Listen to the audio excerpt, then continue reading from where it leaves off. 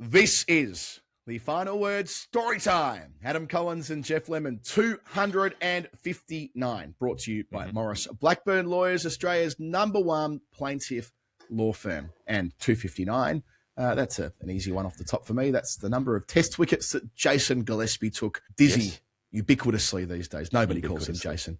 No. But Dizzy, the great South Australian quick, he insists 259 times. I've heard him introduce himself to people, and if they reply and call him Jason, he says, no, call me Dizzy. Okay, well, you are very tall and you took a lot of wickets, so you get to decide. Glenn Turner made a 259 against the Windies in the 1970s, former guest of the show. One of my favourite interviews, probably, the Glenn Turner chat that we managed to randomly set up while Bharat and I were driving not quite a camper van, but just about around New Zealand. So sometimes things work out. Jeff, loads to get into, including some giveaways, which we'll come to in a moment, then some brand new numbers. But I've got some great statistical news for you, which can't wait. I received the press release the other day, and I thought of you, and I thought of our listeners on Storytime. Activism can come in all sorts of forms. You know, we can get really down in the minds about jargon or about words or about way the game, all of it worthy conversations. But sometimes you see something that probably wouldn't qualify as activism, but to me feels it. This goes to the work that's been done by our friends at the Association of Cricket Statisticians and Historians. They have, over the last number of years now, diligently gone about bringing together a list, collecting all the data with the team at Cricket Archive and various women's cricket associations around the world to now have a definitive list of every game that they have deemed to have women's first-class status. Remembering this is not a thing. This has not been a thing. There have been those who've attempted to do it on different websites, but no one's ever actually said it definitively. And you need someone to go out there and be the standard bearer. No better than these organisations coming together for exactly that. So now any woman who has played multi-day cricket, and this goes back decades, you can see a proper catalogue of their first-class cricket. Not for financial reward, not for adulation, just because it's the right thing to do. And also it's the thorough thing to do. And we know that statisticians and historians like to be thorough. This is great work. I spent like 20 minutes on the list of games the other day, Jeff. I could have spent 20 hours. I will get them on the show at some point to go through how they've done it. There'll be interesting, I would imagine, there'll be interesting criteria they've had to meet. They would have had to have gone through scorecards in enormous depth to form views on games. All worthy work. And just wanted to say well done to the group at Association of Cricket Statisticians and Historians, Cricket Archive, all of the different women's associations. This is a job well done. Yeah, I'm sure there'll be line ball cases and the interesting ones where they had to make the judgments about what did count and what didn't, and all of the difficulties with incomplete scorecards and so on, going back. Well, you'd be going back over a century for games that could qualify, because there was a lot of, there was women's state cricket being played well before the first test was played in 1934, certainly in Australia, and a fair bit of that kind of level, county level and so on in England, even if it was less regular than the men's county stuff. So I'm sure that some of our answers will involve trawling through that. A couple of giveaways before we get on with, one to do to begin with. Stomping Ground, the lovely local Melbourne brewery that help support the show. I'm enjoying the passion fruit smash right now because it's summer. I'm down at the beach, and this is it's a delightful, sour, summery, fruity kind of refreshing thing that I've been enjoying for several previous summers before linking up with Stomping Ground. I've done the randomised list. The names that have popped to the top are Matt Smith, who I think has just joined up. I reckon Matt Smith might be the most recent joiner, and for whatever reason, the randomiser has popped him to the top of the list. And Luke Reynolds, who we've had a bit to do with over the years and who used to work for a brewery. So if anyone's going to appreciate being sent a case of Stomping Ground, it'll be Luke Reynolds. He's probably got several cases in his house already. But Luke, you can send it to someone else if you want. You can pass it on info@finalwordcricket.com. Email Nick there and he will tell you what to do. Or Tim, you can email Tim there if you want as well.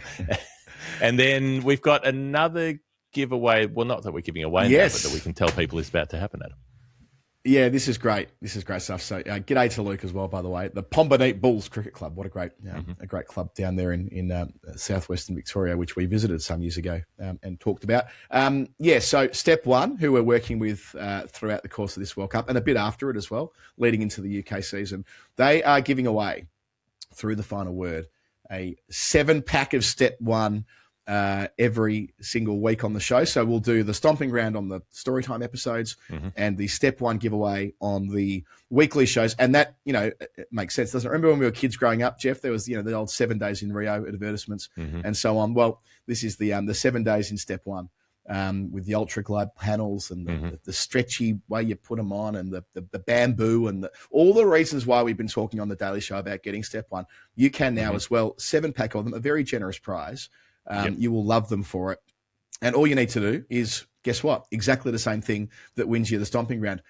Either be a pledger like Matt is and join the Patreon account, or up your pledge like Luke's done, and you are automatically in the running. So for the next 6 weeks or thereabouts, once a week on the weekly show, we will give away the Step One, 7-pack of them. On the weekend, it's the beer. No better time to become a Final Word patron, or if you are a patron, to up your pledge. And I should say that, of course, Step One ship around the world. So wherever you are, don't think it's just an Aussie thing or a UK thing, no matter where you are.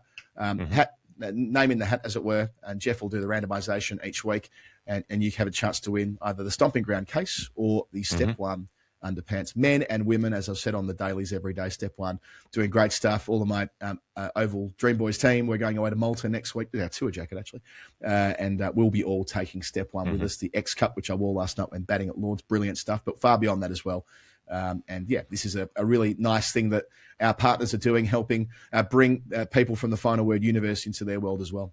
Yeah, just letting people have nice stuff. Maurice Blackburn as well, the #1 plaintiff law firm in Australia. There will be a prize for the Maurice Blackburn competition, the greatest comebacks competition, where we had the example entry that we read out on the weekly show last week, which was highly entertaining. The criteria is simply email us your greatest comeback story. Try to not make it a couple of thousand words if you can avoid it. Try to keep it within a few paragraphs. That would be good. It doesn't have to be cricket related. It could be anything else. Tell us about your greatest comeback and send that into info@finalwordcricket.com, and we'll tell you more about the prize over the next couple of weeks. Didn't you have a great comeback the other year, Jeff? I've got a feeling. Didn't you make like 19 not out in a game that was stuffed? Or didn't you chase down a score at number 11? I seem to remember you telling me that would be your cricketing comeback story anyway, that you've had that moment. You may not be kind of naturally someone that's played 500 games of cricket, but the sport still gives us nice moments from time to time. I think the one you're thinking of, I reckon I made 17 maybe. It was the first game I played for my pub cricket team, and they'd never won. They played 4 seasons and never won a match. Right. And they were 5 for 30 or something when I came in and put on 35 or 40 with one pair, and then the rest of us got knocked over pretty quickly, and somehow we came out and defended the 90 or whatever it was that we'd made narrowly, and that was the first win the club had ever had in my first game. So, yeah, I think that counts. I think that was a great comeback. But, look, there are better cricketing stories to tell, and let's get on with doing exactly that via the medium of No Pledge. No Pledge, the game we play with nice people on the internet who funds this program. They join Patreon. They choose an amount they want to sign up with. That amount of currency is a number that relates to cricket in some way. We have to work out what the number means. And Adam T is our first pledger for the day with a pledge of $12.50 AUD, which I realise now after having done the answer, I did not look at the number at all. I just went off the clue. Adam T's clue, it's across several lines. Why don't you tell the audience what it is, Adam? Yep. Adam T with Jamie T and Fred again and Mike Skinner on stage. I'm sure everyone's seen that on Instagram by now. Great stuff. 1 player, 2 international cricket records that will surely never be broken. 5 perfect performances, actually more than that now. 0 contribution. So 1, 2, 5, 0. Set out like an acrostic poem, sort of. Thanks for coming, champ. Again and again is where this ends. Sorry, I missed the punchline there. Thanks for coming, champ, again and again. So 1 player, 2 international cricket records that will never be broken. 5 perfect performances, more than that now. 0 contribution. Thanks for coming, champ, again and again. Jeff. Yep. Okay, so the 1250, he solved the number himself. That's what the 1250 must mean, is what's in the clue. So clearly, thanks for coming, champ, at the end of the answer. Let's talk TFCs. A favourite topic on the final word is the thanks for coming. Since the days of Jody Hicks, I think, when we got very, very invested in the WBBL career of Jody Hicks, 32 WBBL games, 6 innings with the bat, 5 runs, never bowled a ball, took 5 catches in that career, across that career. Now, broadly, thanks for coming in cricket is didn't bat, didn't bowl. Pretty simple, right? You didn't do either of the disciplines. Thanks for coming. That's the joke. You paid your match fees. Yes, you paid the match fees and you didn't get to do anything. Our advance on the thanks for coming on the final word that I think I've certainly passionately made the case that you've been ambivalent, that it also has to include not contributing with a stat on the sheet for the field, right?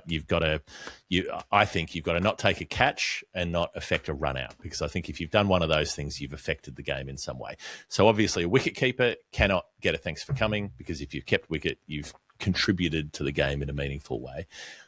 I would posit, if people want to argue with me about this, consider this as a scenario. Low-scoring T20, say it's like 110 versus 106 or something like that, on a pitch that's hard to score on. Nobody takes more than 1 wicket. Nobody makes more than about 25 runs. And say one performer, somebody who doesn't have to bat or bowl, takes like 4 catches. They affect a run out of a crucial player in the middle order, like a Josh Inglis-style side-on, one-stump kind of situation. They take a screamer in the deep when the last player's just launched a couple of sixes and is trying to win the game with a ball to go. That player could be player of the match. Like you could, with 4 catches and a run out or something like that, in a game where nobody else has a major statistical performance, you could be player of the match despite having not batted or bowled. You can't be player of the match and TFC. I don't think that can't work, right? That's my argument. What's the old Robert Klomp, right? Won the TV in an Escort Cup game for Carlton, having had 6 touches or whatever it is, but won the telly because he did such a good defensive role that night. I'm sure someone who was around in the early 80s will confirm that I've got some of the details wrong there. But Robert Klomp, one of the better spelt names in football history with his Dutch lineage. You know, that's what I think of when you provide that description. Or the Nathan Bracken, whatever it was, 4 overs, none for 15 or something in a T20, didn't take a wicket, did bowl. Jeff Lawson, didn't Jeff Lawson get man of the match for none for 6 from 10 in a one-dayer in the mid-80s? I forgot about that. I'm pretty sure Henry did that. It was like none for Phil 4, none Simmons? for 6 from 10. Phil Simmons, he did take 4 for 2. No, that was a 4 for fuck all. There's another one, though. There's another one which is a 10 overs, none for 16 or something. Where right. Player of the match. So anyway, this is my argument for why you've got to also not be involved in the field. So if you want to crunch these numbers on, say, a Stats Guru search, you've got to go 0 innings batted, 0 balls bowled, 0 catches taken. You don't need to worry about excluding the stumpings because you can select the thing that says not as wicketkeeper. So you've got to have someone who wasn't the standing wicketkeeper. If you have read our book, Bedtime Tales for Cricket Tragics, you will know that if you look up test match TFCs, for men's players, you'll find apparently quite a lot, 222 results to date, which is a nice tie-in with the start of Nerd Pledge. But most of those don't count, I think, because they're in washouts. They're players who got injured early in a game. They're players who got subbed in or out of a game, COVID or concussion, things like that. So we decided for the book there are 13 genuine TFCs in test matches where a player was available for the duration of a test that had most of its time played and didn't get to do anything in it. There are 4 results that come up for the women. 3 of them are wrong. We've talked about that on the show before because they're West Indies players from an incomplete scorecard when they did, in fact, bat at least, if not bowl, in the match. There's only one genuine women's TFC, which is talked about in the book, Thelma McKenzie, who was a wicketkeeper but didn't get to keep in that game, and that was her only test match. So, right. This answer can't be a test thing because we've been told by Adam T this involves 5 games. This involves 5 performances. If we go to limited overs games, Adam, there are plenty of TFCs. And this surprised me, even just in one-day cricket, even ODIs alone. Like you bring up the page, Jimmy Adams 10, Clive Lloyd 10. There are players who had this happen to them a lot. And they're almost of a piece. They're almost always the same player. They batted middle order in teams with strong batting up top, and they didn't bowl much, right? Relatively easy at that stage to find.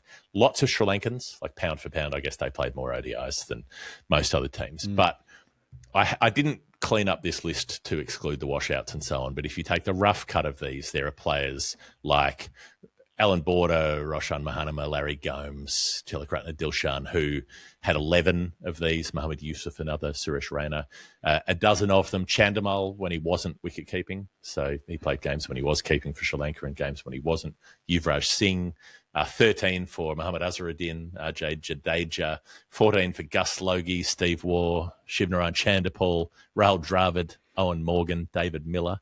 You got 15 for Russell Arnold. Russell Arnold's like the perfect TFC player almost. He'd always bat six. Jayasuriya and somebody else would be going nuts up top.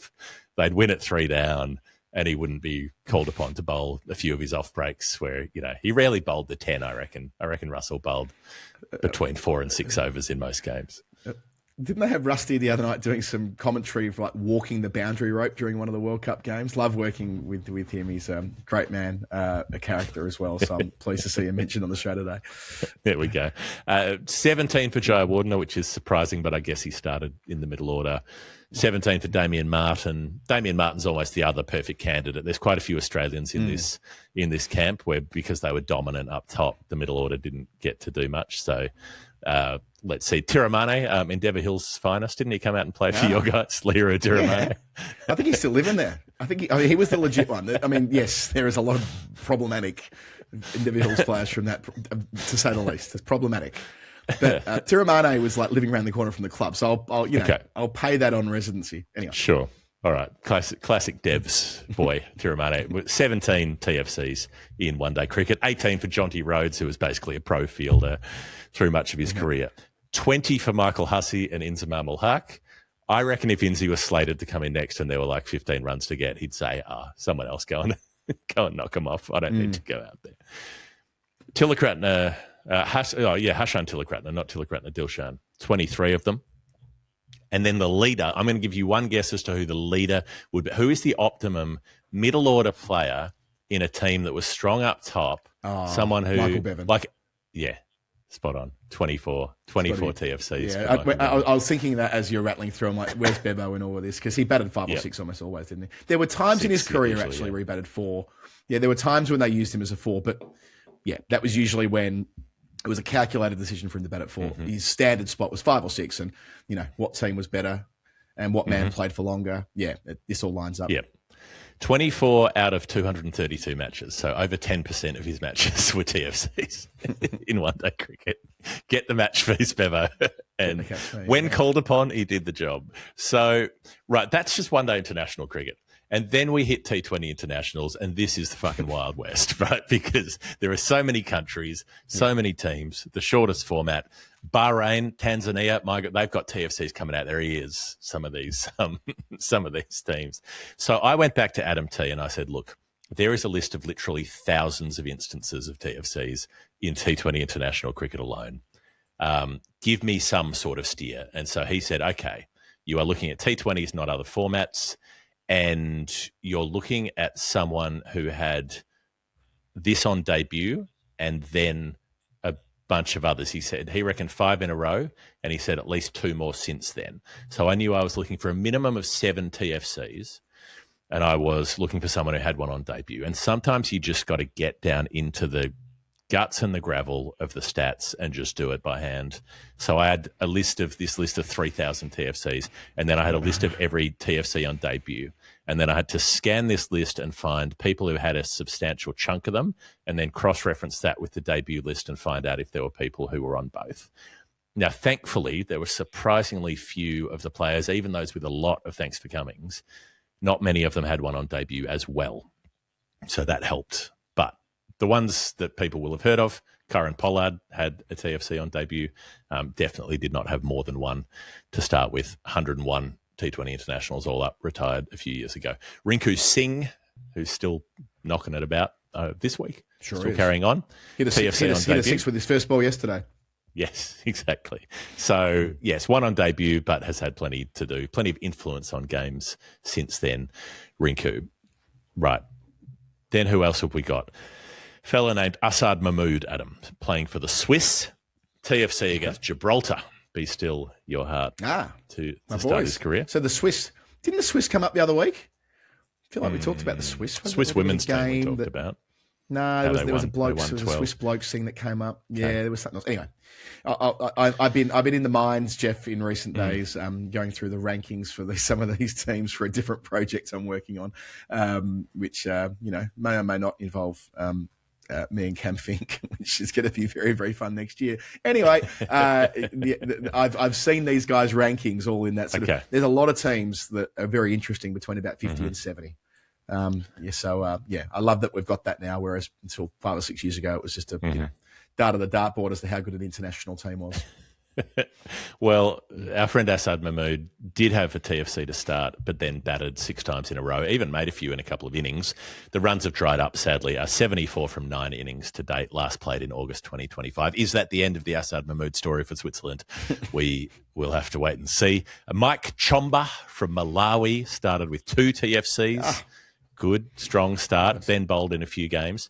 Not the worst, 41 matches. He's bowled 25 times, 16 wickets, not setting the world alight, but he's conceding a run a ball and averaging 21 for his polls. So could be worse for Mike Chomba, who gets a trundle now and then and has not done much with the bat. And that brings us, Adam, to 2 likely lads from Cambodia.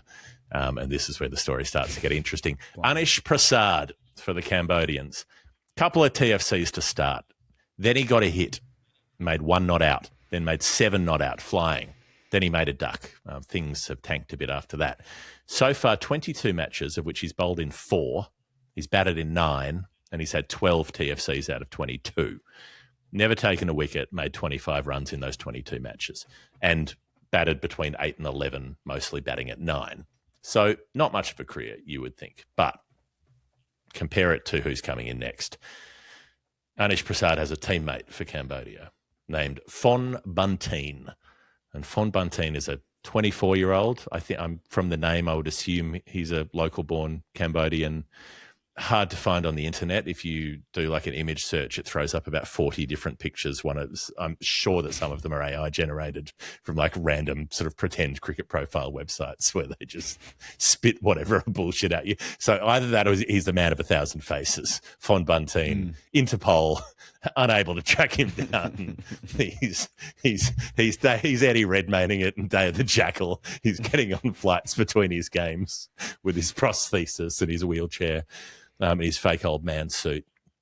If you haven't watched that, good season 1. They're making season 2 of Day of the Jackal. Eddie Redmayne, a lot of range.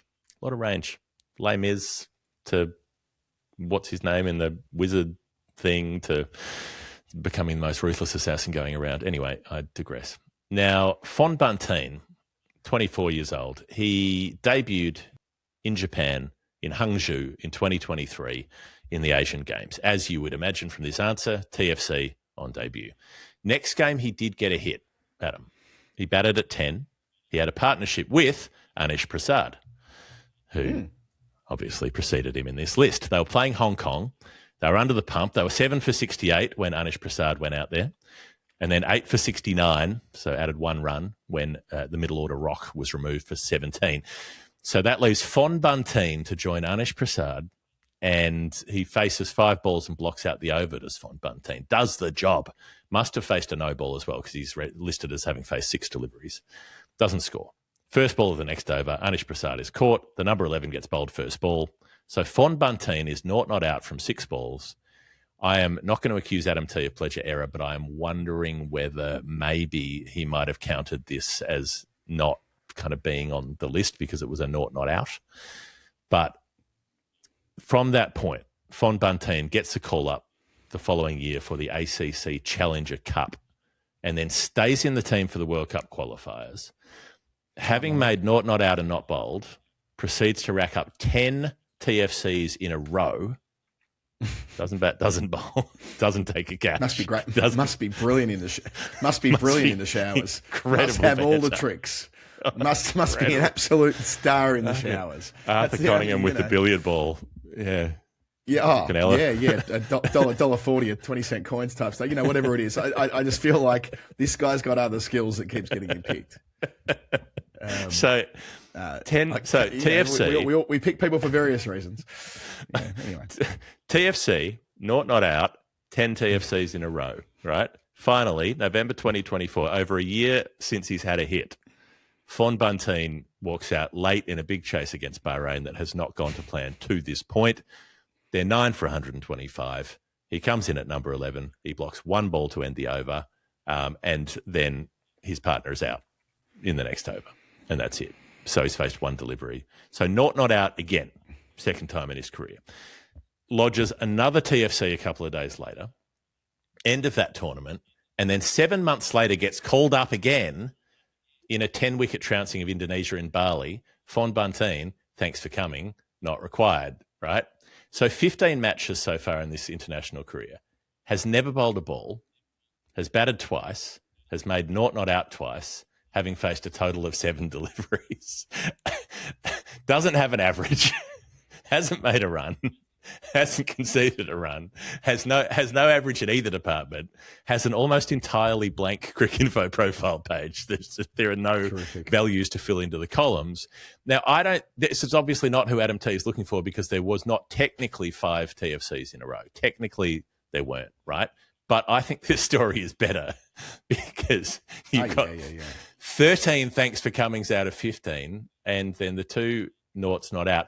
Only on the barest technicality did he not record a TFC in those other games. He's effectively had 15 in a row. And the best part is that Anish Prasad, who actually did make a few runs and at least bowled a few deliveries, finished up in 2024, meaning he got dropped before the bloke who's never bowled a ball or scored a run, who kept getting picked after him. Anish Prasad must be sitting at home steaming. In Phnom Penh, he's sitting in his apartment going, fucking Fonbunteen.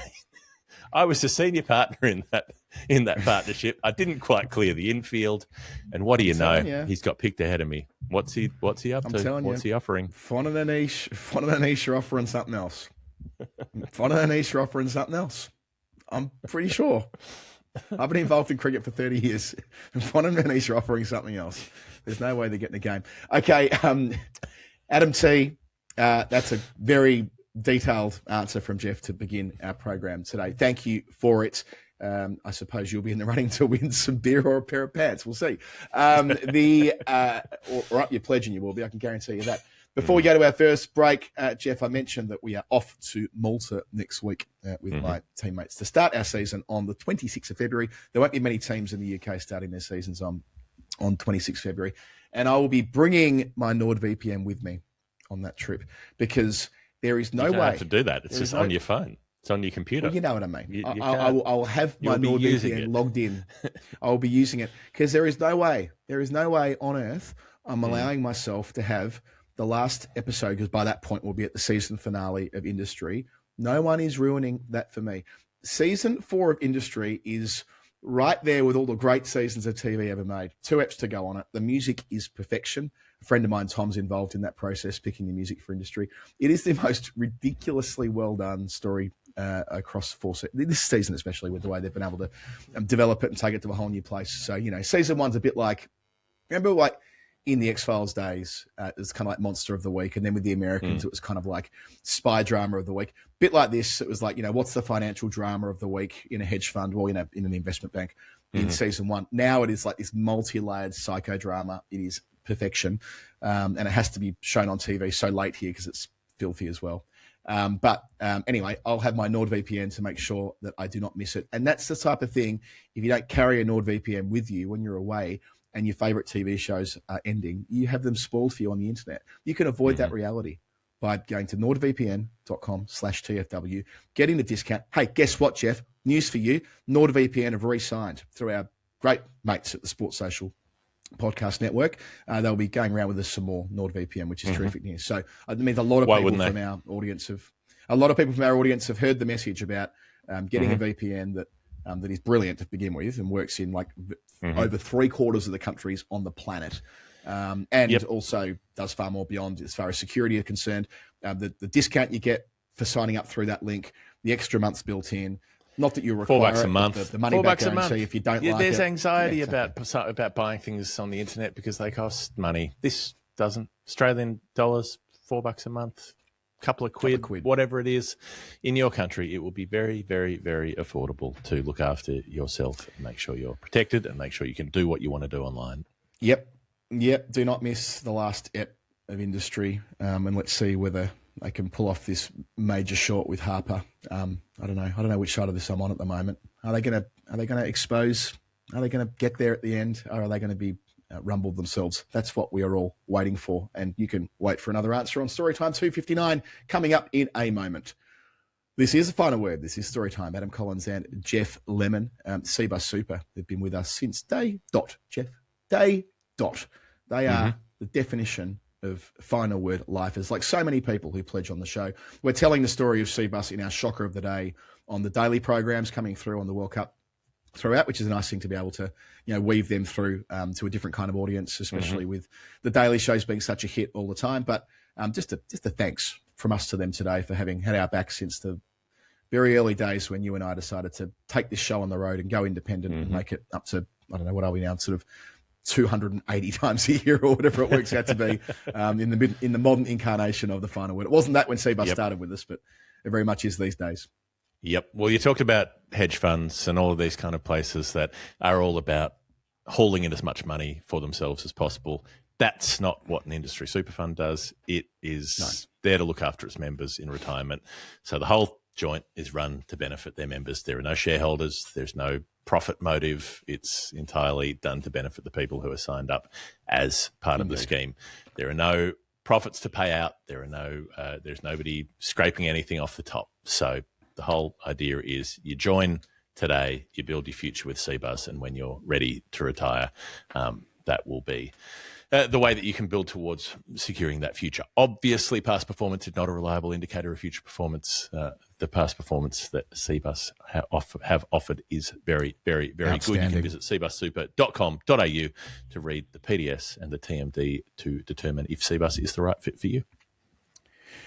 I've got a great friend of Nerd Pledge and of Storytime and of the final word, Tom Melia, with me this week, Jeff. 9:55, it comes with a clue. Yes, 955 is the number, says Tom. That's helpful. We know where the decimal point's going. And the clue is MCC, WI, and NZ. And obviously, Adam, I thought, well, this is one for you because if it involves the MCC, you are likely to have some sort of ability to sniff that out. Yeah, and look, to be honest with you, the MCC part of this story is almost incidental to it. It's a cracking yarn.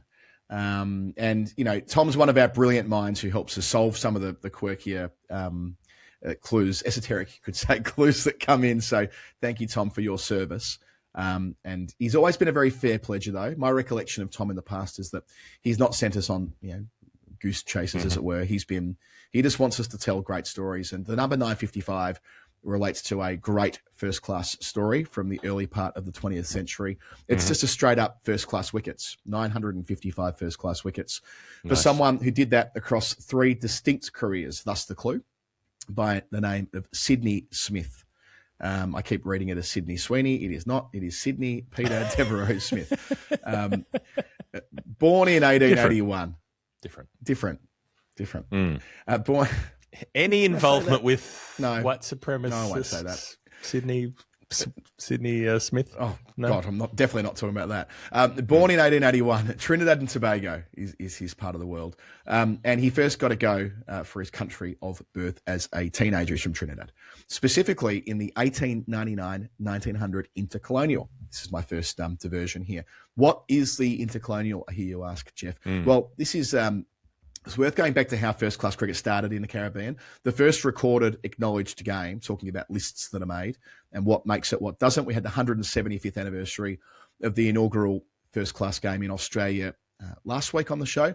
Well, the maiden first-class fixture in the Caribbean was in 1865 between Barbados and what was then known as British Guiana. Now, it turns out that 2 of the uncles of the guy we're talking about here, Sydney, took wickets for Barbados in that game as well, which is a nice tie back and gives a sense of the cricketing lineage of Sydney Smith. There were periodic fixtures played in the Caribbean between 1869 and 1887, but very limited. So across, a couple of decades that they pop up, but they barely exist.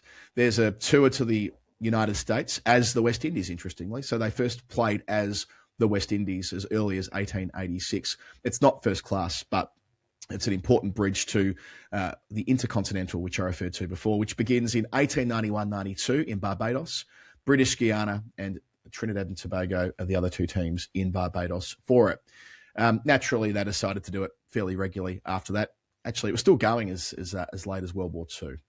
The fifth of these, in 1900, I should say, is where Sydney Smith emerges. He would have been 19, I suppose, when that tournament was played. Picks up a 9-wicket match in the final a couple of years on from that in 1901, and that elevates him yet further. So he is the match winner for Trinidad when they knock off Barbados to win the Intercontinental for the first big time. one. So he's a real major figure in early Trinidadian cricket. A couple of years, in that time, they pick a combined West Indian team to play against a touring English team. This is 1901-02. Some interesting names on that trip from an England perspective. Bosey was there, Bosanquet.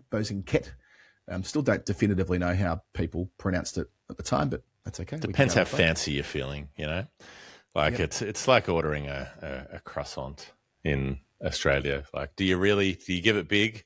Do you ask for a croissant? Croissant. Can I get a croissant, please? Can I get a croissant with an extra hot latte, large? Yeah. What I'm doing there is I'm mirroring some of my relatives, one of my relatives anyway, not anyone else. So I'm allowed to do it. It's family stuff. Rockley Wilson was also on that trip with Boshi. Now I've done Rockley before. He was on Johnny Won't Hit Today's tour in Australia after World War I, where he got that one test match at age 41. This is 20 years before that. So he's a young man here, Rockley Wilson. Later in life, Rockley, to remind you, he taught Jardine as a boy and had that rather infamous quote before the Bodyline series: "He might win us the Ashes, but lose us a Dominion," which is an absolutely cracking quote to give out before the series, knowing that what would happen in 32-33 in Australia. Anyway, against the touring English team, they're not an England team; they're a composite team, but they've got first class status. He cleans up for Trinidad. First game, 8 for 88 in a 10-wicket match. Second game for Trinidad, 6 for. Then the third game is a combined West Indian team, even better, 9 for 34, 7 for 51 in a famous victory for the West Indies over this touring English team. He is dominating. So, Bosey's taking loads of wickets in these three games as well, but our man Smudger is taking even more than Bosey. And I should say at this point, by the way, he bowls left-arm orthodox. Okay. And he's a left-handed batsman, a proper all-rounder. His batting numbers are terrific as well. We'll mostly focus on the bowling, but there's some interesting batting bits, which I'll come to in a little bit. But the sadness of this is that having dominated the English, because of the way it was back then and, the irregularity of cricket, he doesn't play a first-class game for 2 years until 1904. He returns for the grand final. I don't know why he didn't play the earlier games, but he returns for the grand final of another Intercontinental Cup, picks up 6 for 22 to roll Barbados for 75. They win the flag by an innings. Then the 1906 final, 6 for 17 in a loss. This bloke is Robert Di Domenico of his time. He is born to play grand finals, Sydney Smith. Yeah. So he's picked You're up... stiff to lose the game with 6 for 17. After 6 for 17. A narrow loss, low-scoring game, but a losing effort there. So that's his third 6 for in a grand final of the Intercom. He's obviously going to go to England when they pick a West Indian team to visit there in 1906. He's dubbed the best bowler in the West Indies. The quote here: "A left-hander with easy delivery who can make the ball break either way and who sends down a deceptive fast ball, and he can hit with vigour and precision." And he does dominate. Did he throw it 100 yards? Was he? He probably did. Great cover point. He probably threw it at least 100 yards. He drop-kicked it 100 yards as well, like Teddy Whitten. Something about 100 yards. Why is it always 100? With those who were in the ball-throwing comps. They didn't throw it as far as Tom Moody threw the haggis, though. I'll give you the tip. So he dominates the early part of the tour. 8 games in, he's already taken 50 wickets and made 700 runs. That's a combination of first-class games and non-first-class games. But still, 8 games, 50 wickets, you are rolling. Overall on the trip in first-class cricket, 66 wickets at 24 and got a century against Hampshire. He did the double in all cricket over there, 116 wickets and 1,107 runs. So he's had a stunning trip to England, just reinforcing his status in his mid-20s as the best cricketer in the West Indies. And loves Hampshire. I reckon Bart King made his only first-class hundreds against Hampshire. I mean, he might have made 2. Look it up. Look it up, because we're going to England next. We're going because this is not an unusual story for players who come to England. We've told a couple of these. He actually didn't leave. He said, this is good. I want to play my cricket here. I'm going to relocate and try and play for Northamptonshire, who he'd played a game against and bowled well against. And they said to him, well, we'll find a way to get you to stay here full time. But let's call that the end of Act 1. There are 3 distinct acts here. Career 1, Trinidad, first-class career for Trinidad, 103 wickets at 12. And in West Indian teams more broadly, 66 at 24. And the more formal West Indies, so when they were playing as a national group, I suppose that would have been the games that were played in the West Indies with the England team, 21 wickets at 7.4. So he sets off for career 2, a 2-year qualification period to play county championship. As we know, Jeff, there were the residency requirements back then. So there's virtually no opportunities for him. 2 years in his absolute pomp, having to sit out of the game and just play club cricket. However, there were a couple of tour games, and in tour games, the handbrake could come off. Anything and goes. Any number of, and they played the South Africans in this window. And of course, what did he do? A 10-wicket match. So he was set to go in 1908 when he met his qualification. By now, he's 29 years of age, and he absolutely makes it count.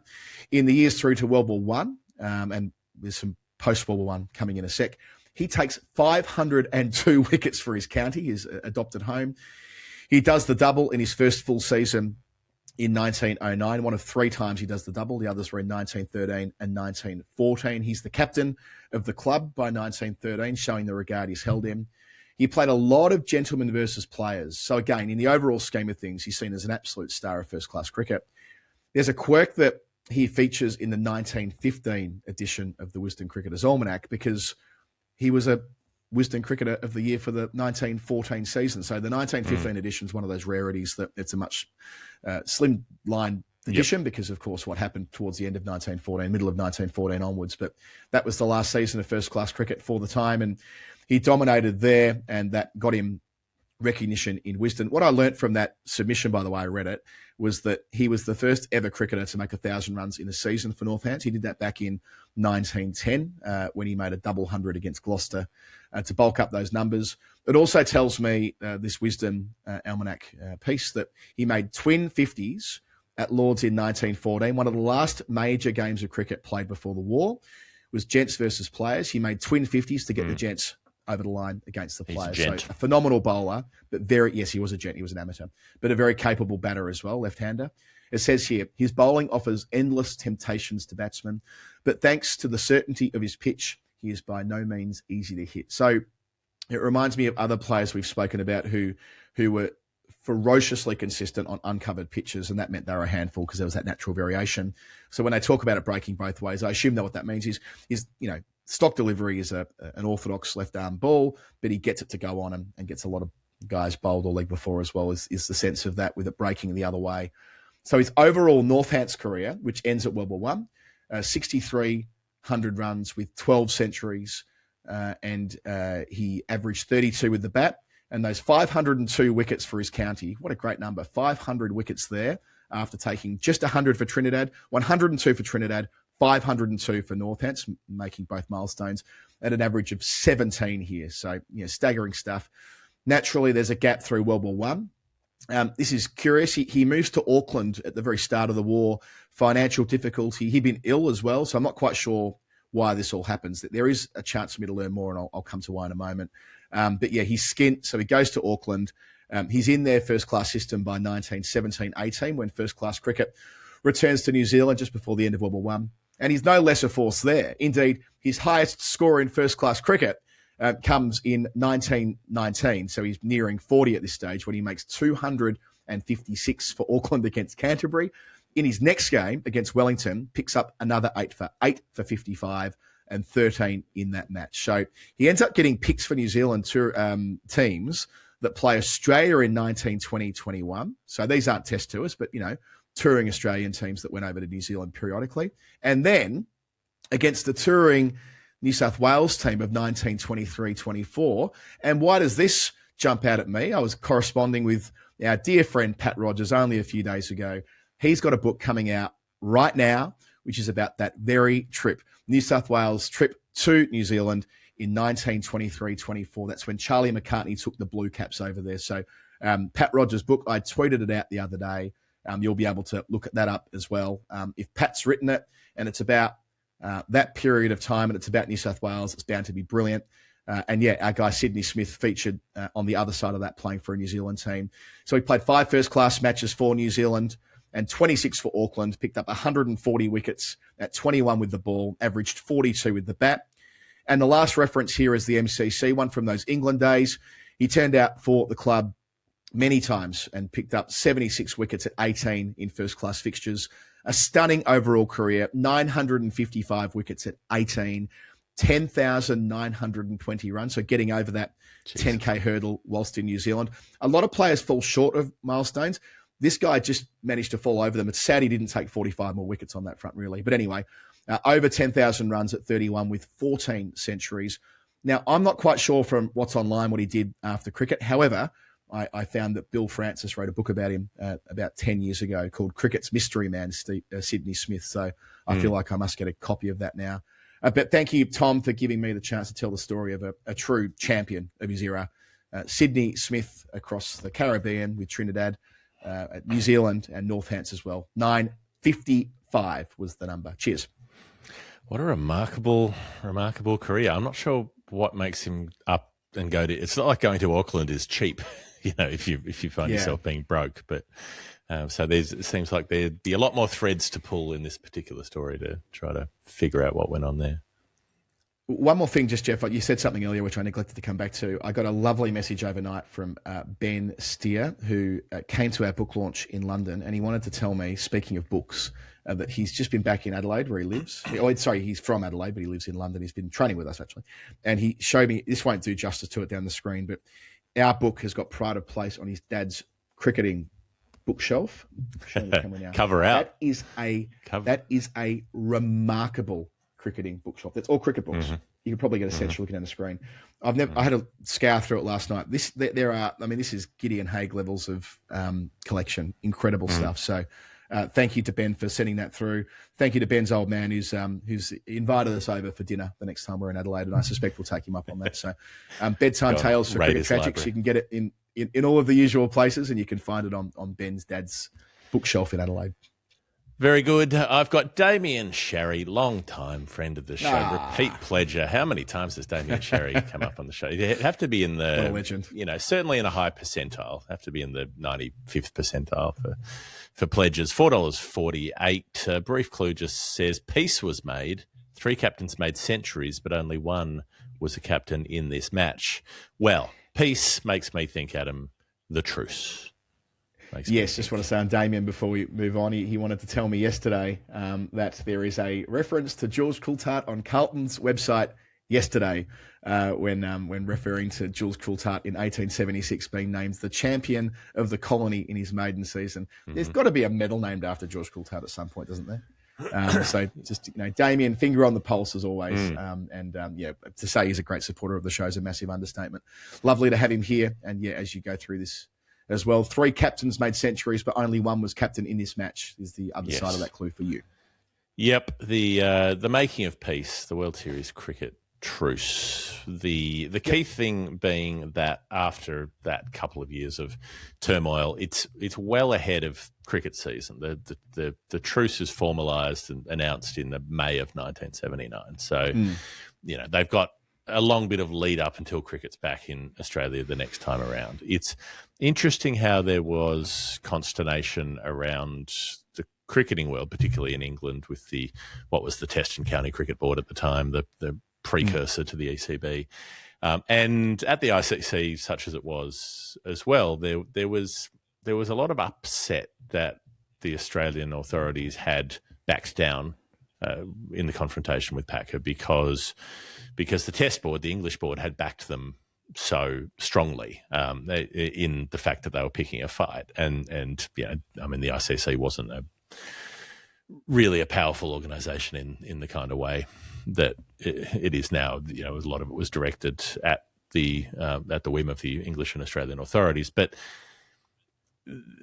at the ICC as well, all of those organisations had done what they could to try to freeze out the Packer players, to try to avoid giving any succour to Packer's organisation. They'd taken a hostile footing throughout, as the ACB had done, the Australian board had done to begin with, but then ultimately realised that they had nowhere to go. You know, the ACB were going to be outspent and outmuscled, and had not left themselves any room to tactically retreat by being so obdurate to work with to begin with. So the fact that they folded, and that they folded quickly, there was a sense of betrayal elsewhere in the cricketing world as well, which is an interesting part of how that, you know, the whole thing starts with this sense of betrayal that the players have been in secret, you know, working with Tony Gregg and so on to go and sign up and be part of this fixture. But for the players, there was this curiosity or this concern of how they would be treated, whether it would be like with the Indian Cricket League, the ICL, if you remember, which started similarly around a similar time to the IPL, but players who went to play ICL because it was not gazetted by the BCCI were blacklisted for a certain period of time and were persona non grata. Some of them found it easier to get reaccepted than others. You know, Brian Lara didn't have much problem being taken back into the fold after going to play for the Ahmedabad Rockets or whatever it was. But did he really? I didn't remember that. Did Lara play in the ICL? Pretty sure he did. Pretty sure he played in the first season. Wow. Might have played not much, you know, a handful of games, 5 games or something. I could be wrong, but that's what my memory tells me. I'm fairly confident. A lot of players who were a bit past it to get picked up in the IPL, like Chris Cairns went and played from memory. Wonder why. Lara was involved. Others were.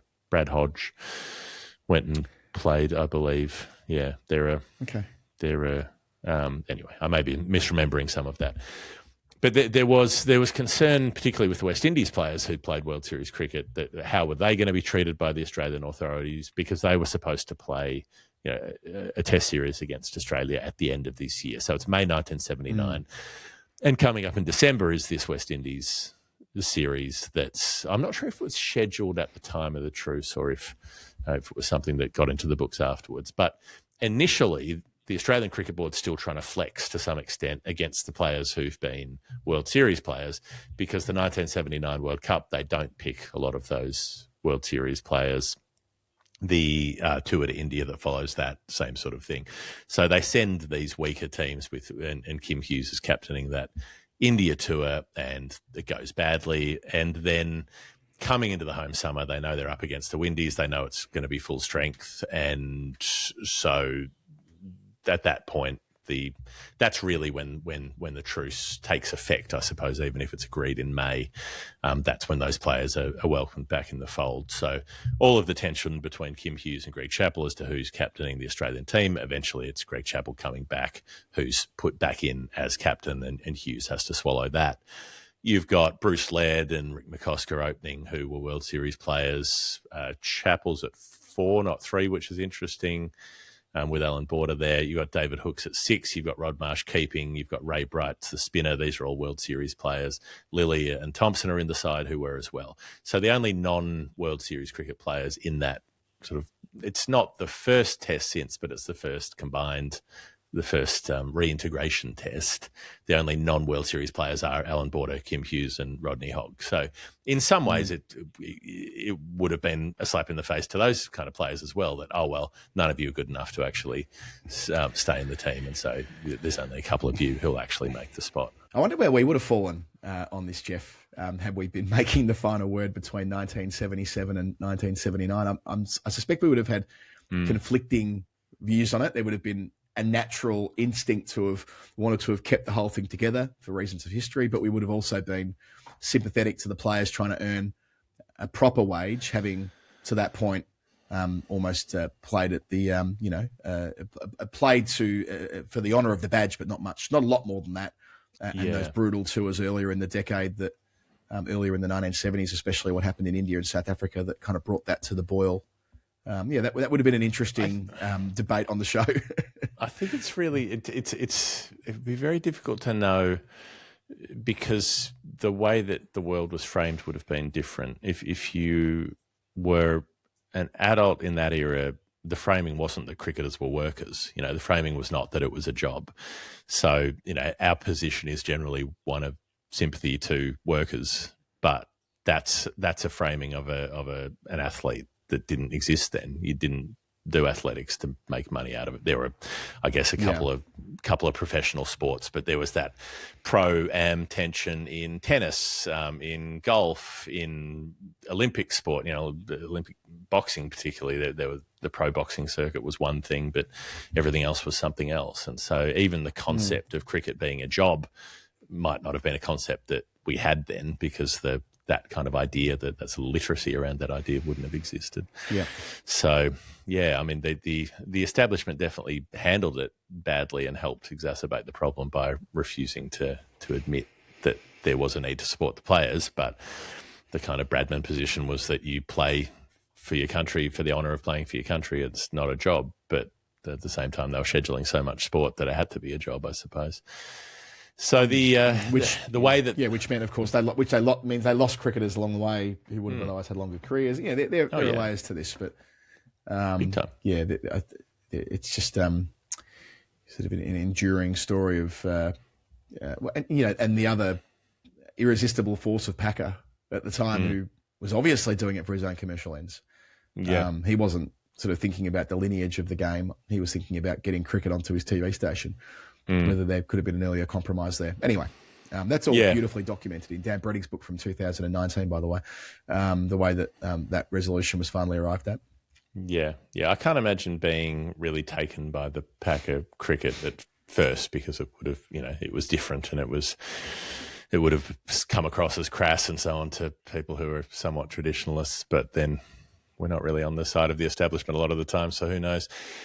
They come up in this test against West Indies, and they are the force at this time. The West Indies are the cricket power of the world. So there's a lot riding on this. Bruce Laird makes 92 opening the batting, but Australia only make 268. West Indies go big; they make 441, and it's Viv Richards 140 at number 3. He's one of the captains who's not the captain in this series, because Derek Murray is captaining, which is a quirk. You don't really think of Murray in the lineage of West Indies captains, but had the job here and there. Clive Lloyd's not playing in that test match. So, and Australia then go much bigger second time around. 448 for 6 declared. The 200s in the Australian innings come from Greg Chappell and Kim Hughes. So that must have been an interesting partnership, being out in the middle between two players who had plenty to disagree about over their careers and swapped that Australian captaincy back and forth so many times, like two kids at the bus stop and one chuppa-chup. You've got to take your turn. It's probably not that not somewhat distasteful when it comes time to reclaim it. Yeah, it was a tricky time. It didn't help. Provide Hughes with the authority he required. Put it that way, especially when you throw into the mix that he hadn't played in World Series cricket, hadn't been invited to play in World Series cricket. So there are lots of different parts to this, and then there's the fact that only 3 of them had remained from that team, and the captaincy do-si-do, which was largely due to Chappell not wanting to tour, but still, what you're saying is true. So they bat through much of the 5th day, Hughes and Chappell, and eventually declare not long before the close. They bowl 14 overs, take 3 wickets. So you do wonder what might have happened had they given themselves a few more. But 276 for the Windies to chase. They weren't going to give them more of a sniff than that. Jeff Thompson takes 1, Rodney Hogg takes a couple, and the match ends in a draw. But it's significant, I guess, just for that reunited Australian team to be able to come back from a position of disadvantage, to hold their own, to show a level of resistance. It doesn't last beyond that test, by the way. They get smashed in the next couple, 10 wickets in Melbourne, and then 408 runs in Adelaide, which has got to be up there with some of the highest runs margins in the game's history, I would imagine. But at least there was a moment when there was some semblance of harmony, I suppose, when Greg Chappell and Kim Hughes were doing the job to save the test for Australia and make sure that they didn't go down in that first genuine test of the reunion era, which took a long time and a lot of spikiness, and some of that spikiness still exists, I suppose, and that might be a time that lives large in the head of Damian Sharry, who sent in that pledge. Terrific stuff. Thank you, Damian. Nice to go back to a topic that is familiar, as we will after the break with my final answer, but with a fresh twist on it. This is the final word story time. Back in a moment. All right, final number on the show today is mine, and it comes with a clue. It's for Lesley M, who's been with us before. Up the pledge, $8.96 in the sterling. Thank you, Lesley. Most appreciated. Jeff, what have I got? The clue says, it has taken me ages to come up with something that won't be a dead giveaway. Let's try. The figure relates to a perfect 10 or 11. If you get on the right track, it's probably blindingly obvious. Yeah, we got there quicker than we thought. We were dancing around this, but yeah, Jimmy Anderson finishing with a test batting average of 8.96. The perfect 10 or 11, given all of the various things we know about Jimmy as a batter. And Jeff's done a lot of work on this. So as I get through this, Lesley, some of it will be repetition early on, but stick with me because I've got some nuggets that are going to be worth your while here. So, the man who was in the middle for the end of more test matches than anyone else, Jeff, I know that's one you've liked before, isn't it? So he was in the middle of the ground when Test cricket ended more than any player in the history of it, which, stands to reason given how often Jimmy played Test cricket. As in, so it was at 114 times. Counting being a bowler, you mean, as in being I think it's when it was one with the ball. Well, I think it's with the bat, rather. He was there dismissed as the final man out or not out down the other end when Test matches ended because, if you're the team batting fourth, and he batted so often. I think it was about 30 or 40 tests where he was when it was lost for England. But so and then there's that 100 figure might relate to the bowling as well, I think. The sheer volume of not outs, so 114 not outs, huge sample, right? 265 innings, but which is the ninth most innings in Test history. You don't think of Anderson as playing, but it's the ninth most innings ever, but comfortably the most not outs, which stands to reason. Have some fun with this, by the way. Of the 100 most innings played, those in the top 100, Sachin played 329. He's the most, and Wasim played 147 as number 100, and sort of Jimmy slots in between the two of them there at number 9. The next best for not outs in 185 hits was Courtney Walsh with 61, again, number 11, but a quirk that Anderson and Walsh, two men with of the highest duck tallies ever. As for just batters, Shivnarine Chanderpaul is the only recognised batter with a decent number of not outs. We're right up there anyway, 49 of them. Nathan Lyon, 49. One more not out for Nathan, and we'll celebrate his 50th not out in Test cricket, I am sure. Murali's on the podium. Where's Steve 56. Yeah, I don't remember. I don't have that chart in front of me anymore. But it's fewer than Chanderpaul's 49. I know that much. Okay. So for all of those that said that War was only dealing in red ink, he did more than that too. So yes, the perfect number 11, the highs and the lows. At number 11, very sadly, he ended up with 99 not outs at number 11. So 15 of them were somewhere else, probably 10 when he was batting up the order. That rings a bit of a bell that he fell one short of having a perfect 100 not outs at number 11. Devon Malcolm. Let's go beyond that though. Yes, let's go beyond that now to some other Jimmy batting fun. Let's take the fact that in all of his Test innings, he only hit 3 sixes. I'm genuinely surprised by that.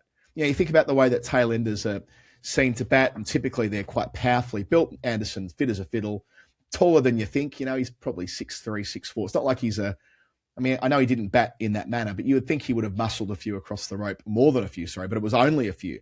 One was, I've catalogued these, Jeff. So one was against South Africa at Centurion in 2009, a Test match that you were talking about only last week on the show with one of the Graham Onions draws batting through at the end. And that one here, I've got the write-up of it. It was Harris to Anderson, 6 runs. That's huge. Down on one knee, absolutely middled, 30 yards over the boundary. And that is Anderson's first 6 in Test cricket. So the Cricinfo commentator was all over it at the time. One was 3 years on from that at Dubai in 2012 against Pakistan, a Test match that I was talking about on the program only a few weeks before that. That was Saeed Ajmal, who was the focus of that story. Anderson wants a promotion, surely, gets on his knee and plays a clean slog over mid-wicket. He liked the sound of that. And the third and final 6 for Jimmy Anderson in Test cricket was 5 years after at Lords in 2017 against South Africa. Kagiso Rabada, if you don't mind. Now it's Jimmy's turn. The Burnley Lara. He's come down the pitch at Kagiso Rabada and swung him over deep mid-wicket into the crowd. So To Rob Alinda, if you're listening, Rob, please cut those 3 sixes up and put them on the internet. They deserve to be seen by the people. He hit 184 fours for those 3 sixes, so not a great ratio. 34 ducks in there as well. What about first-class cricket? Sadly, nothing in there about sixes in Jimmy's career, nor Cricinfo. That suggests that his career goes so far back that there is some data missing from scorecards, which means they can't emphatically say whether he how many sixes he hit in first-class cricket. If you go to a modern player, it will have that. But with Jimmy, his career started before they're absolutely certain of all the data that came in, which is why they don't include that in the Cricinfo analysis, which is another funny thing there. It's a bit like, would I be right in saying, Jeff, that Sachin Tendulkar's test strike rate isn't there because they didn't have ball by ball of every single test match he played? Does that sound right to you? I know Charlotte Edwards is one from that era as well, where there are certain bits missing and they're not willing to guess. There's certainly a lot of players who have asterisked batting strike rates and that kind of thing because the data's not complete, particularly that sort of West Indies 80s era that we were talking about, that kind of thing.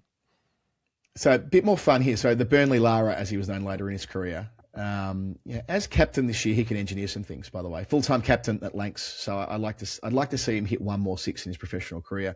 Never hit one in one days, never hit one in a T20 international, if you're wondering. As for his highest test score, the 81, he was out there for 240 minutes for 130 balls, more than double his next highest score in test cricket, which was 34. That was the only other time he made it to 30 in test cricket beyond the 81. Such an outlier. 17 fours in that innings. And I'm going to go, sort of one step further on this.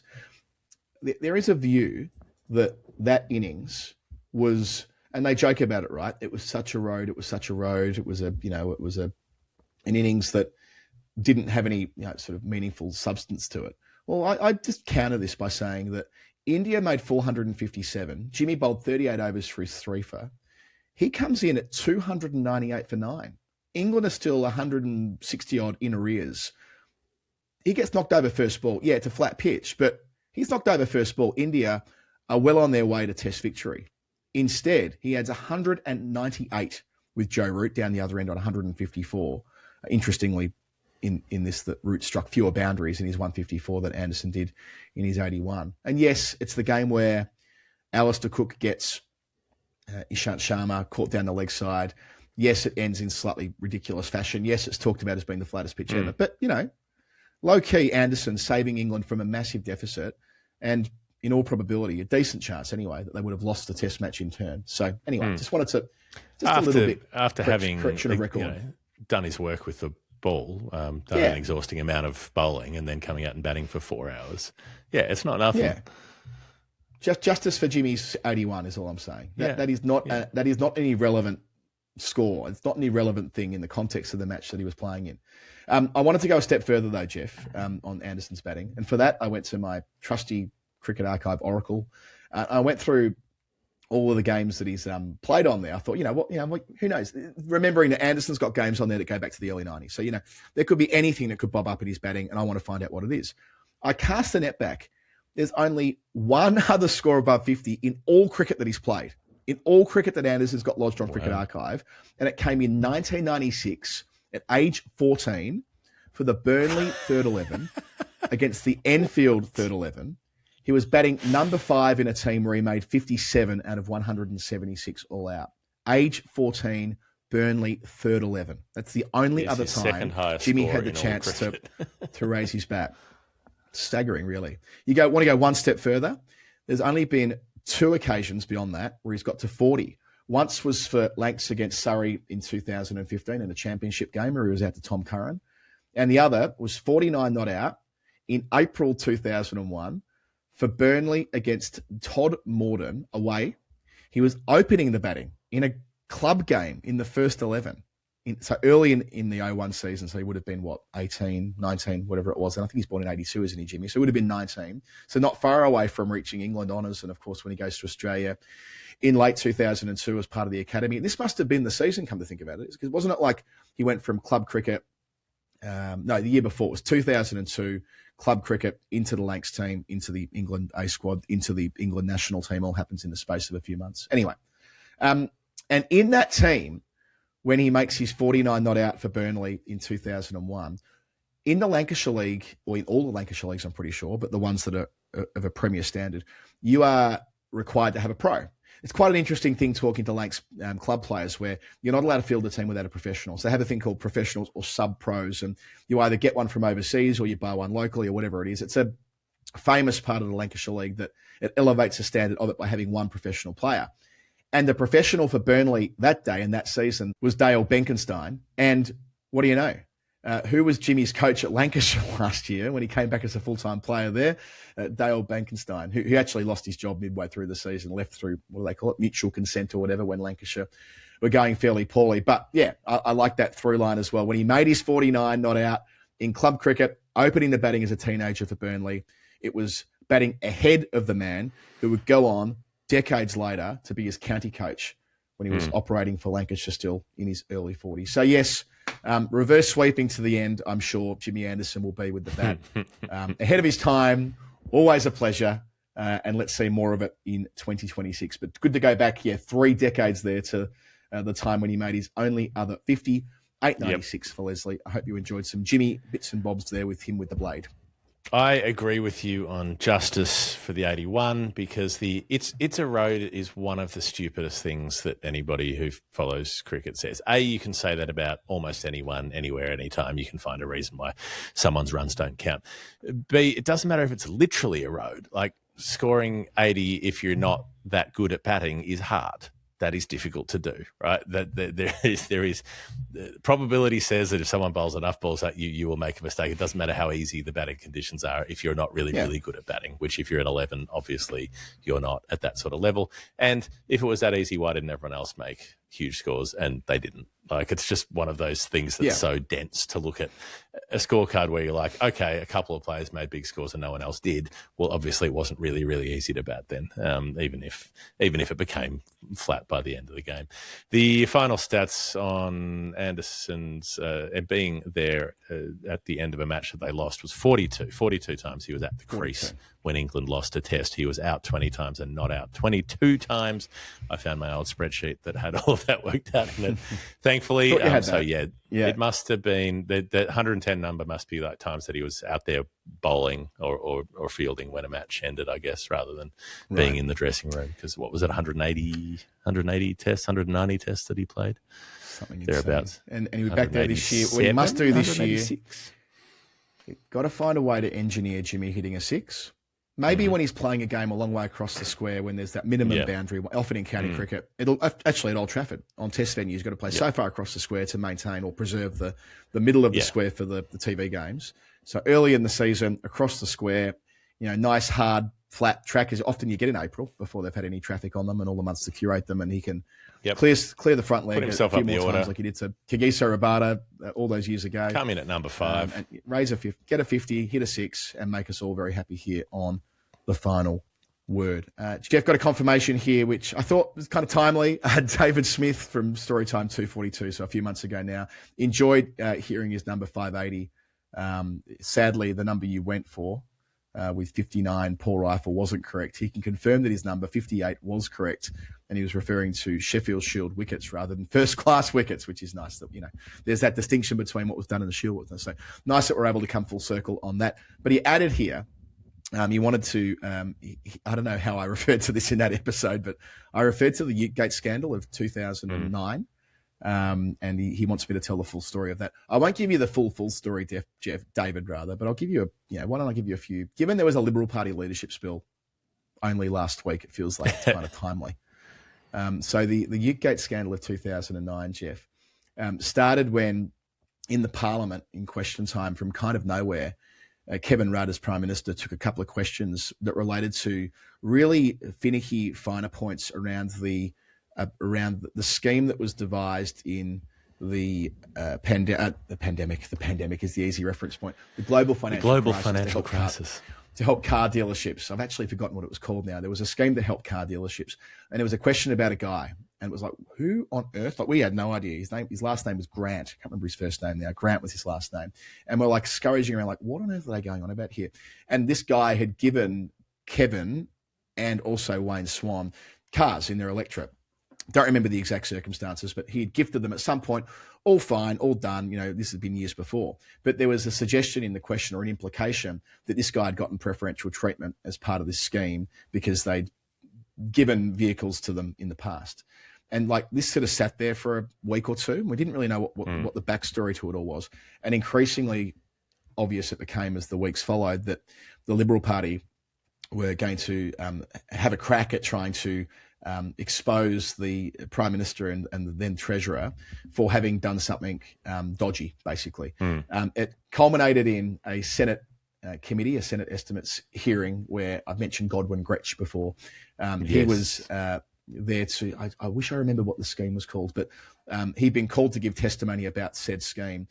And trailing this, Malcolm Turnbull, who was opposition leader at the time, had gone on Alan Jones's program on 2GB in the morning. Not that Alan Jones from Wales, the far, far worse Alan Jones from Sydney. Anyway, well, not from Sydney, he's from Queensland, but, the 2GB radio host and all the rest of it. And, had been implying, and so I think they might have even said publicly that there was something going on here. Now, a couple of nights before that, there was the Midwinter Ball. This is the annual, it's like the Australian version of the Correspondents' Dinner in the White House, where both leaders, the PM and the opposition leader, will give a speech, which is basically a stand-up comic routine. It's an incredibly stressful night if you're working in either leader's office, because the expectation is suddenly, you're fucking Conan O'Brien, right? And you're not if you're a politician. You tend to have good delivery, but you're a stand-up comic, you are not. And at this dinner, Malcolm Turnbull had my colleague, Andrew Charlton, who's now the member for Parramatta, behind him. And Andrew, Sandy, as he's known, he leaned over to him and said, you should, something along the lines of, and you can check the public record for this, it's all out there, you should never lie for your boss. You should never tell lies for your boss. I know that there's an email from you asking for preferential treatment for this Grant fella. You should never lie for your boss. It'll get you in trouble. And I saw Andrew seconds later, and he's like, you will not believe the conversation that Malcolm Turnbull's just had with me. I have no idea what he's on about. And thus we're like, we have no clue what he could be referring to. So we're scrolling through his emails. We're trying to work out what piece of correspondence, what is this? He's got no recollection of it. It makes no sense to him. It's all gibberish to him. But, Malcolm Turnbull is asserting that there is an email been sent from the PM's office asking for preferential treatment for this car dealer in Queensland. We're like, what the fuck is going on? The Midwinter Ball is the Wednesday. When you say he provided a car, like what do you mean? Like to an MP's office or something? I think yeah, like MPs have cars they go around in their electorate in. And this guy was of their electorate and gifted it to them or something. I don't remember the exact circumstances of that, but it was something a donation that you can make or something. That's right. That's right. To donate to stay in suite with your local member, basically. Exactly. And the reason it was called Utegate is that I think the car in Rudd's electorate was a Ute as opposed to a sedan or whatever, which I think in Wayne's case it was a sedan. Either way, it was a car provided by this dealership that were used in their electorate in the usual way. It was reported in the usual way, but this link was being drawn between those cars and preferential treatment, and it was being asserted by Malcolm Turnbull. It came out, I think from memory, we put out a press statement about it. Andrew did a file note at the time, as soon as it happened, saying exactly what Malcolm Turnbull had said. So there was a contemporaneous record of everything that happened at the time. So no one could say later that, you've made this up a month later. He wrote it down straight away. And he said it to me and said it to others on the night. So there was a chain of information there. And then the next bit is, Turnbull goes on radio and asserts it the next day. And then this is going to be the Senate hearing where again, I wish I remember what the scheme was called, was being reviewed. That's quite common. David Martin, who went on to become the Treasury Secretary in Victoria, I'm pretty sure. He was Deputy Secretary of the Commonwealth Treasury at the time. He was one Treasury official, and Godwin Gretsch was the other Treasury official. And through the course of this hearing, it was wild. Godwin Gretsch gets up and starts saying there is an email that had been sent by Andrew Charlton from the PM's office asking for preferential treatment. He just said it into the public record, a Treasury official. What the fuck? It was like the most remarkable thing to say when there was no evidence of it. No one remembered what on earth he was talking about. It was a crazy proposition. Why on earth would the PM's office intervene? None of it made sense. But he said it. Malcolm Turnbull does a press conference in Melbourne, calls for the PM to resign. Like, this is like big, bicky stuff. Big stuff, like calling for the Prime Minister's resignation for impropriety. And that afternoon or that evening, We're working around the clock. We're just trying to get a sense of what this could be. We've done all of the work, and it gets to about 8 or 9 of the evening on the Friday, and we're like, well, and I was working in Sandy's team, like we were working in the same unit together. We're like, there is just no email here. This is just bullshit. This is just not true. It's crazy. It was the only story running 24-hour coverage on the Sky News channel, which wasn't long into its life. ABC News was running by then as well. It was the only story in town. It was a massive yarn, front page of every paper. Now, that next morning, I went into work at like 4 a.m, couldn't sleep, which wasn't unusual for me. Went in and got the papers first thing. And my small involvement in this, well, I was involved in it quite a bit, let's be honest, but as in working with the team, trying to work out what's going on. But the bit I had a hand in, which I'm, still kind of proud of, was that the first edition of the papers used to get sent to us via a media monitoring service. So you get the hard copies a bit later on, but the ones that weren't from Sydney, which were sent down in a truck, were sent through on like media monitors, I think the joint were called. And I could see the Sydney morning, the Daily Telegraph that I had in my hands was different to the Daily Telegraph that was put out in the first edition, where the email was clearly mocked up. No, that was the other thing. Sorry, there was 2 things to note. Version of the paper, the Telegraph, said that they had seen the email, and the Herald Sun's version of the text didn't say it as emphatically. It was a form of words saying something like was aware of the email. And I'm like, why would the same yarn have 2 separate leads in it? Why is one paper asserting they've seen the email? Yeah, it's same group. Why is one paper saying seen the email, one paper equivocating? Then the Daily Telegraph had all of this correspondence in the paper, all of these screenshots, all of these emails, right, including Andrew's file note, and yet they mocked up the email that was the one in question. They made it up, as in you could tell it wasn't an email. It was like a dodgy image. Yep. I'm like, why is that happening? It's very, very obvious that they haven't seen the email. That this email, the Telegraph's gone harder. They've gone harder. They've said seen the email to sharpen up their yarn. The Herald Sun's like, we haven't actually seen the email. I assume that's how Steve wrote the article, that he was aware of it but not seen it, and that led towards a division. And all you need in a story like this is a crack of light. Lindsay Tanner, we got straight out on TV that morning to expose this gap between what was in the paper in one, in the paper in the other. Rudd went out that morning and called for FBI, called for a federal police inquiry. Yeah. Called for an AFP, goes, an AFP inquiry right now into this. An AFP inquiry, what's going on? You can have anything you want in my office, in my computer, in my phone. Go for it. The floor is yours. AFP, get in there, go for it, because this is all bullshit. Police inquiry and all the rest of it. And, you press fast forward 24 hours or so. I remember Wayne went on Laurie Oakes. It's the most supreme political interview I've ever seen. Wayne backed into a corner is a force to be reckoned with. And they were going after Swanee still and going after Rudd about, this alleged impropriety. Wayne was treasurer. And it was brilliant. Like every blow you needed to lay to really make it clear that the only person with questions to answer was the people talking about this fraudulent, non-existent email. And you get through to the next morning, and we knew what was going to happen when Parliament returned at 12 o'clock.